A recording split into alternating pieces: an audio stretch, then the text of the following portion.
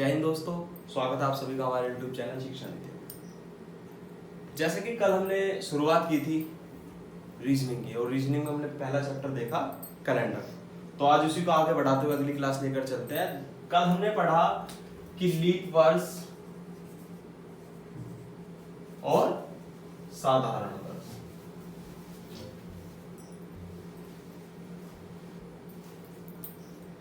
Leap वर्ष वो वर्ष जिसमें दिनों की संख्या 366 और साधारण वर्ष वो वर्ष जिसमें दिनों की संख्या 365 होती है। अब इसी में आगे बढ़ते हुए हम चलते हैं और हम जानते हैं कि विषम दिनों की संख्या, जिसमें कभी कभी एक क्वेश्चन पूछा जा सकता है कभी कभी, जैसा कि विषम दिनों की संख्या की अगर बात करें हम कि विषम दिनों की संख्या, नंबर ऑफ ऑड डेज, विषम दिनों की संख्या। तो किसी भी वर्ष में विषम दिनों की संख्या का मतलब है कि ऐसे दिन जो अपना पूरा सप्ताह नहीं बना पाते उनको हम बोलते हैं विषम दिनों। जैसे कि हम जानते हैं कि साधारण वर्ष की अगर हम बात करें तो साधारण वर्ष टोटल डेज कितने होते हैं? 365। तो हमसे कभी कभी क्वेश्चन पूछ लेता है कि एक साधारण वर्ष में या फिर एक अधिवर्ष में, लीप वर्ष में विषम दिनों की संख्या कितनी होती है। तो एक पहली डेफिनेशन हमने देखी कि वे दिन जो अपना पूरा सप्ताह नहीं बना पाते उनको हम बोलते हैं विषम दिनों की संख्या। या फिर दूसरी डेफिनेशन कि दी गई संख्याओं को या दिए गए दिनों को 7 से विभाजित करने पर जो भी शेषफल बचता है वो हमारा विषम दिन कहलाता है। जैसे कि साधारण वर्ष में टोटल दिन कितने हैं? 365। तो 365 को अगर हम 7 से विभाजित करें तो 7 पंजे 35, 1 7 दूनी 14, तो शेषफल कितना बचा? 1। तो इसका मतलब किसी भी साधारण वर्ष में विषम दिनों की संख्या कितनी होती है? 1। बात करें अगर लीप वर्ष की यानी कि अधिवर्ष की, तो अधिवर्ष में दिनों की संख्या कितनी है? 366। और अगर हम बात करें कि 366 यानी कि लीप वर्ष में विषम दिनों की संख्या कितनी होती है, तो इसको पहले 7 से विभाजित किया, 7 पंजे 35, 1 6 7 दूनी 14, कितना आया? 2। तो यानी कि एक अधिवर्ष में विषम दिनों की संख्या कितनी होती है? 2। कभी कभी सीधा सीधा पूछ लिया जाता है सवाल कि एक अधिवर्ष में विषम दिनों की संख्या कितनी होती है, तो कितनी होती है? 2।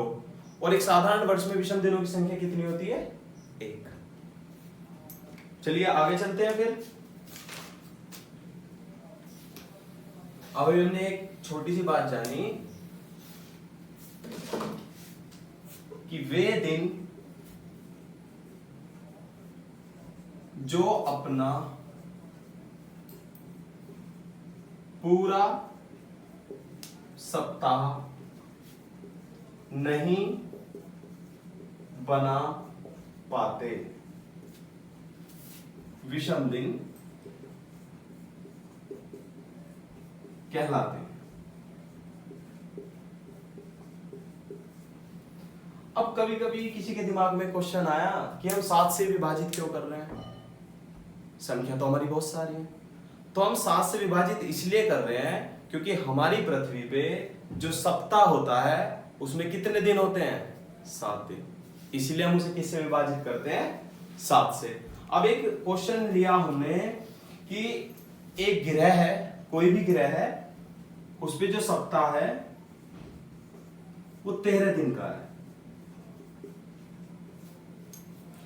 और उस वर्ष में जो कुल दिन है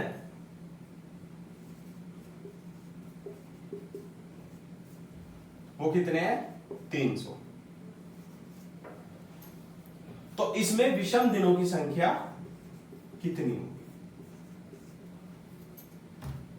तो अभी हमने पीछे क्या देखा कि वे दिन जो अपना पूरा सप्ताह नहीं बना पाते विषम दिन कहलाते हैं।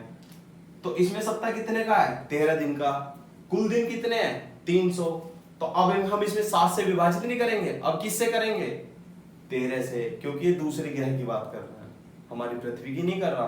तो अब देखते हैं हम 13 से अगर इसको विभाजित करें 300 को, तो 13 दूनी 26, 4 0 13 दिया 39, तो रिमाइंडर कितना बचा 1। तो यानी कि इस ग्रह पर जो 300 का साल है उसमें विषम दिन कितने हैं 1। समझ आया? चलिए आगे देखते हैं। अब एक क्वेश्चन लिया कि वर्ष 2006 से 2010 तक विषम दिनों की संख्या बताओ।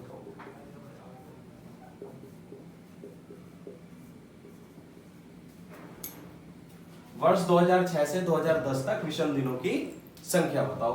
अब अगर हम देखें 2006 से, तो हम चलते हैं 2006, 2007, 2008, 2009 और 2010। अब हमने देखा कि 2006 एक साधारण वर्ष है और साधारण वर्ष में विषम दिन कितने होते हैं 1। 2007 कैसा वर्ष है साधारण वर्ष है, तो इसमें भी विषम दिन कितना होगा 1। 2008 कैसा वर्ष है लीप वर्ष, तो इसमें विषम दिन कितने होंगे 2। 2009 कैसा वर्ष है साधारण वर्ष, तो इसमें लीप वर्ष, तो इसमें कितने विषम दिन होंगे 1। और 2010 कैसा है साधारण, तो इसमें भी विषम दिन कितने होंगे 1। अब इनको जोड़ें अगर, तो 1 और 1 2 और 2 4 और 2 6, तो उसमें कुल विषम दिनों की संख्या कितनी हुई 6। तो शायद अब आप पे कभी गलत नहीं होगा क्वेश्चन।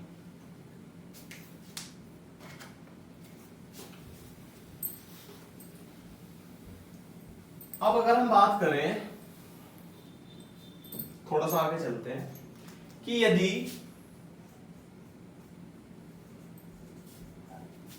1 जनवरी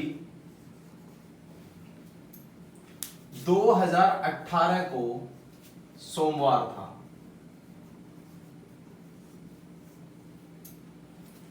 तो 31 दिसंबर 2018 को कौन सा दिन होगा। अब कैसे करते हैं कुछ जानते हैं। एक सिंपल सा तरीका याद रखना कि किसी भी साधारण वर्ष में जो दिन 1 जनवरी को होगा वही दिन 31 दिसंबर को होगा।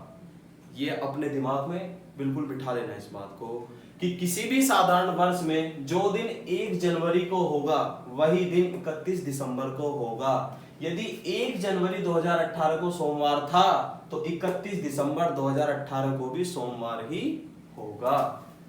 ना इसमें कुछ सोल्व करना ना कुछ, ये हमें याद रखना है, किसी भी तरह से याद रखना है। सो उठो, कुछ चीज याद है, हाँ एक चीज याद है कि 1 जनवरी 31 दिसंबर का दिन समान होता है, तो इसको नोट डाल के लिख लो।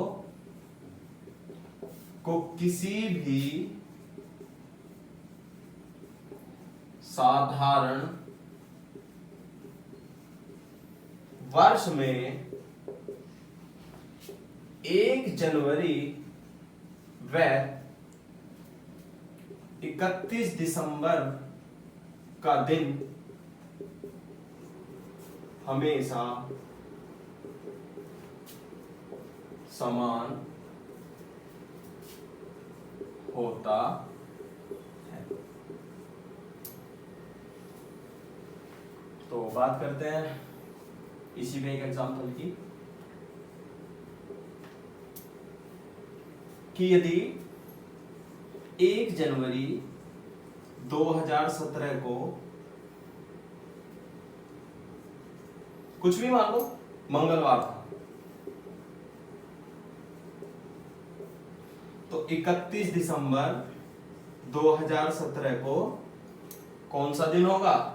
तो 2017 एक कैसी वर्ष है साधारण वर्ष, और साधारण वर्ष में क्या है कि 31 दिसंबर और 1 जनवरी का दिन हमेशा समान होता है। तो 1 जनवरी 2017 को यदि मंगलवार था तो 31 दिसंबर 2017 को भी मंगलवार होगा।